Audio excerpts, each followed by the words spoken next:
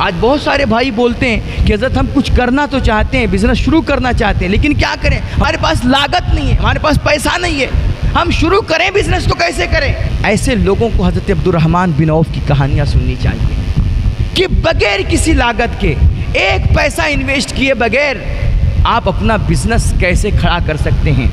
इसी को affiliate marketing भी कहते हैं। आज देखिए ना, हमने गुजरात वगैरह में देखा है, बहुत सारे लड़के होते हैं ना, ये स्कूल में पढ़ने वाले, कॉलेजों में पढ़ने वाले लड़के, वो मोबाइल तो बड़ा अच्छा चलाते हैं, लेकिन अपने उस मोबाइल का इस्तेमाल वो गेम खेलने के लिए नहीं करते, सिर्फ फालतू की रील्स और शॉर्ट्स देखने के लिए नहीं करते, वो बेवजह सोशल मीडिया पे कमेंटबाजी करने के लिए और पोस्टें और स्क्रॉल करने के लिए वो मोबाइल नहीं इस्तेमाल करते हैं। वो अपना मोबाइल इस्तेमाल करते हैं बिजनेस करने के लिए। वो कैसे करते हैं? वो जाते हैं किसी बड़े दुकानदार के पास, मान लीजिए कोई घड़ी की दुकान है, तो जा कर के उससे बात करते हैं कि आपको हम कस्टमर्स देंगे, आपको हम ग्राहक ला करके देंगे, लेकिन आप ये जो घड़ी बेच रहे हैं, मान लीजिए 100 रुपये की बेच रहे हैं ना, आप हमें थोड़ा होलसेल के हिसाब से देंगे।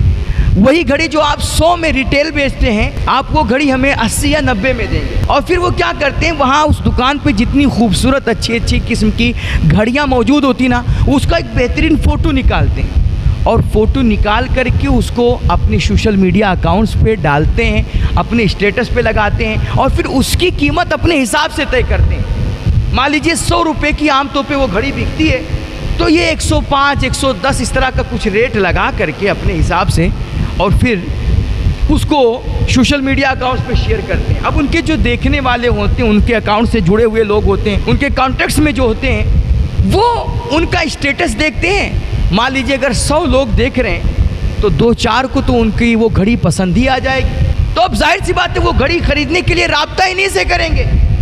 अब जब इनसे राब्ता करेंगे, इनका लगा कुछ नहीं है, बस दुकानदार है, वो उसका अपना माल है, ये सिर्फ राब्ता इनसे कर रहे हैं कस्टमर, और ये ले जा करके उस दुकानदार को कस्टमर्स दे रहे हैं। अब उस दुकानदार का भी फ़ायदा हो रहा है क्योंकि उसकी ज़्यादा से ज़्यादा सेलिंग हो रही है, और 10, 20, 50 करके इनको भी एक घड़ी के पीछे मिल जा रहा है। बगैर किसी लागत के 10, 20 रुपया भी अगर आपको एक घड़ी के पीछे मिल रहा है तो आपका क्या नुकसान हो रहा है। तो इस तरह वो बच्चे इस तरह करते हैं। वो सिर्फ मतलब घड़ी की तो मैं एक मिसाल दे रहा हूँ, वो कपड़े होते हैं, शूज़ होते हैं और तमाम किस्म की चीज़ें होती हैं। आज हमारे बहुत सारे मस्जिदों से, मदरसों से जुड़े हुए आइम्मा हजरात होते हैं, वो माशाल्लाह टोपियों की मार्केटिंग करते हैं। ऐसे ही एफिलिएट मार्केट कि उनकी अपनी कोई लागत नहीं होती है, वो किसी बड़े टोपी बनाने वाले बंदे से या दुकानदार से वो राब्ता करते हैं और वहाँ से अच्छे अच्छे फ़ोटोज़ लेकर के वो अपने सोशल मीडिया अकाउंट से शेयर करते हैं, और जिसको वो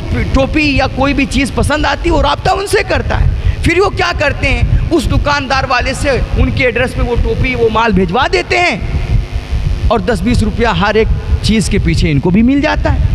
तो अगर हम लोग भी चाहें तो इस तरह का काम कर सकते हैं, इसको एफिलिएट मार्केटिंग बोलते हैं। मुझे एक बंदे ने कहानी सुनाई कि भाई जो शादी ब्याह का मौसम चलता है ना, उसके पास 1 रुपया भी नहीं, 1 पैसा भी नहीं, मगर उसने क्या किया, कहीं दुकान भी नहीं उसकी, उसने एक कार्ड छपवाया, विजिट कार्ड जिसको बोलते हैं, और उसमें बढ़िया खूबसूरत मंडप बनाने का, टेंट वगैरह, लाइटिंग का, सजावट का, माइक का, इस तरह सब फ़ोटो लगा करके, सेहरा का वो फ़ोटो लगा करके और जगह जगह पम्फलेट छपा करके उसने शहर शहर और गांव गांव खूब बांट दिया, तकसीम कर दिया। जगह गली नुक्कड़ों पे उसने पोस्टर लगा दिए और नीचे अपना कॉन्टेक्ट नंबर लिख दिया कि अगर तुम्हें मंडप लगवाना हो, सजावट करवानी हो, सेहरा बंधाना हो या कोई भी लाइटिंग करवानी हो, मुझसे रब्ता करो, इस नंबर पर रब्ता करो।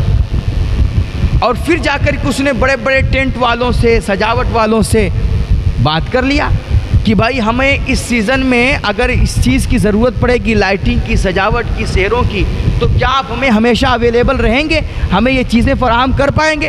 उन्होंने कहा ठीक है। अब क्या हुआ, जिसको भी सजावट करवानी होती, जिसको भी सेहरा चाहिए होता, जिसको भी टेंट घेंट लगवाने होते, वो उस पम्फलेट में दिए हुए नंबर पर रब्ता करता इस बंदे से, और फिर ये जाकर के टेंट वालों से बात कर लेता कि भाई फुला तारीख में हमें इस जगह पे इतना टेंट लगवाना है, इस तरह मंडप बनानी है, इतनी सजावट करानी है, उसका कितना लगेगा? तो अब कोई मान लीजिए 50,000 लगेगा, 60,000 लगेगा, वो अपने हिसाब से रेट बताते दुकान वाले। तो ये उसमें 10-5 हज़ार कम करवा करके और फिर अपने हिसाब से वो जो बंदा राब्ता करता, जिसको सजावट करवानी होती, उसको रेट बताते। मान लीजिए मंडप वाले ने 50,000 बताया है तो ये उसको 51,000 52,000 बता देते। लेकिन यहाँ 2-3 हज़ार इससे भी कम करवा लेते और 2,000 उससे लेते, 5-6 हज़ार बिना किसी खर्च के, बगैर किसी लागत के। बंदा उसका है, सजावट उसकी है, टेंट घेंट उसका है, ट्राली और जो गाड़ी से जाना है वो सब उसका काम है। बस सिर्फ इससे राब्ता हुआ और इसने राब्ता करा करके उस बंदे से बात कर ली और वो तारीख बुक करवा दी, माल मटेरियल बता दिया और बगैर किसी लागत के 5-6 हज़ार इसके जेब में आ गए। तो कहते उसने इसी तरह अपना पूरा प्रचार करके और अपना बिजनेस शुरू कर दिया।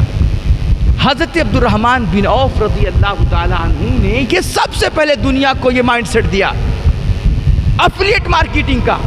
आपने जाकर के दुकानदार से बात किया कि मेरे भाई आप मुझे घी दे दो, मक्खन दे दो, खजूरें दे दो और मैं इसका पैसा अभी आपको नहीं दूंगा, मैं दिन भर इसका सौदा करूंगा, बेचूंगा और शाम को जो भी प्रॉफिट मिलेगा उसका 50% ला करके मैं आपको ईमानदारी के साथ दे दिया करूंगा। अब वो दुकानदार भी खुश कि भाई मेरा अपना कुछ लगेगा नहीं, मेरी अपनी दुकान तो चलेगी, मैं वहाँ पर बैठ करके पूरा वक्त दूंगा। लेकिन यहाँ पर क्या है कि मेरा माल दूसरा बंदा ले जाकर के सेल कर रहा है, तो मेरा माल बगैर किसी मेरी मेहनत के सेल हो रहा है और उसका 50% अगर मुझे हर शाम को मिल जा रहा है तो मेरा क्या नुकसान। तो वो भी खुश और हज़रत सैयदना अब्दुर्रहमान बिन औफ भी खुश। तो इस तरह इन्होंने जाकर के एफिलिएट मार्केटिंग शुरू की कि उस बंदे से जाकर के दुकानदार से माल लेते, दिन भर सौदा करते, बेचते, मार्केटिंग करते और शाम को जो भी बेनिफिट होता उसका 50% अपने जेब में रखते और 50% ले जाकर के उस दुकानदार को दे दिया करते। अब इसी तरह आपका काम बढ़ता गया, ईमानदारी से आप काम करते रहे और पूरी मार्केट में आपने अपना एक भरोसा कायम किया, आपने अपनी एक वैल्यू बनाई, आपने अपनी एक पहचान बनाई और करते करते आपने एक इतना बड़ा बिजनेस खड़ा किया और इतने पैसे, इतनी दौलत।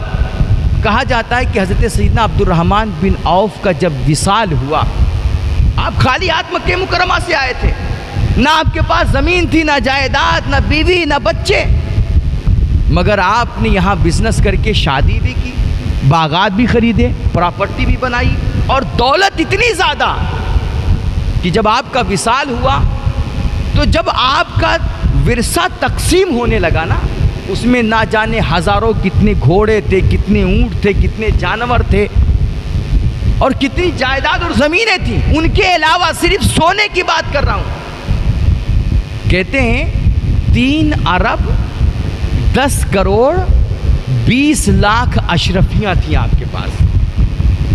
3 अरब 10 करोड़ 20 लाख सोने के सिक्के, अशरफियाँ जिसको दीनार बोलते हैं,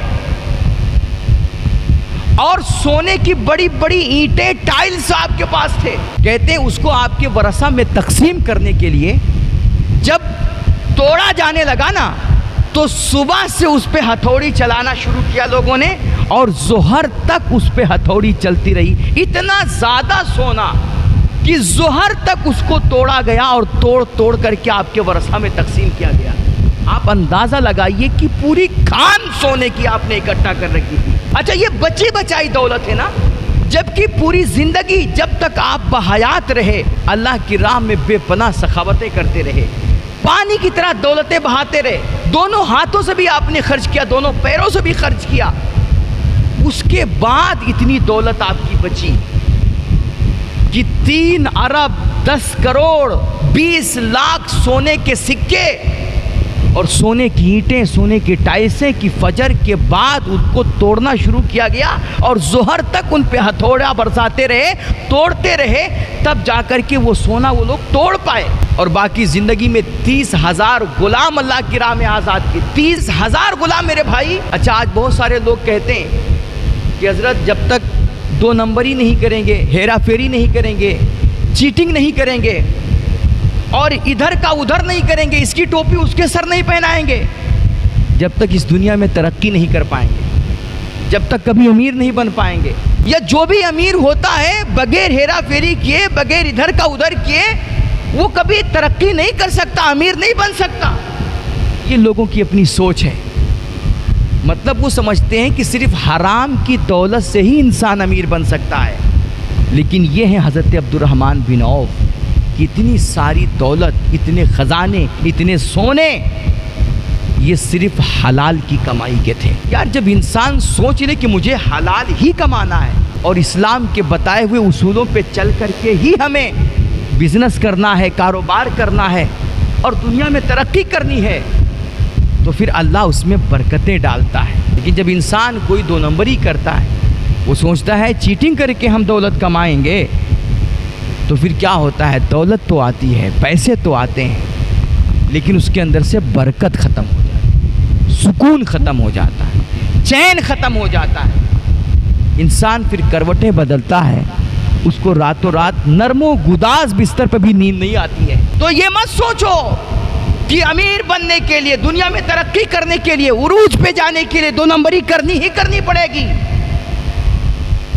तुम अपना जहन बनाओ कि हमें जितना भी कमाना है ईमानदारी के साथ कमाना है, रब रसूल के उसूलों पे चल करके कमाना है। आप फिर देखो अल्लाह कैसे करिश्मे तुम्हारी ज़िंदगी में दिखाता है।